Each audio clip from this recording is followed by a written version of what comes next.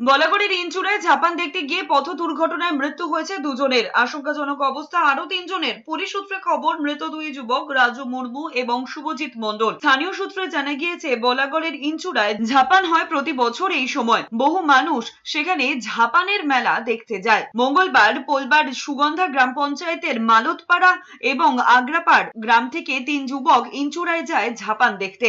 রাত 9টা নাগাদ তারা বাড়ি ফিরেছিল। মগরা থানার ফতেপুর আড্ডা মোড়ে বিপরীত দিক থেকে আসা একটি বাইকের সঙ্গে তাদের মুখোমুখি সংঘর্ষ হয়। বিপরীত দিকের বাইকে পান্ডুয়ার দুই যুবক ছিলেন, তারাও ইনচুরাই যাচ্ছিলেন। দুর্ঘটনায় পোলবার দুই যুবক রাজু মুর্মু এবং শুভজিৎ মণ্ডলের মৃত্যু হয়। গুরুতর আহত হন মঙ্গল টুডু। পান্ডুয়ার দুই যুবকও গুরুতর জখম হন। তাদের চুঁচুড়া ইমামবাড়া হাসপাতালে ভর্তি করা হয়। ছেলেগুলো ইন্দিরা মেলা দেখতে গিয়ে তো ইন্দিরা মেলা দেখতে গেলো।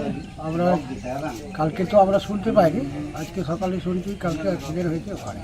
আমাদের এখানে দুটো ছেলে মারা গেছে, একটা ছেলে ওই গান্ধী গ্রামের বেশি আছে।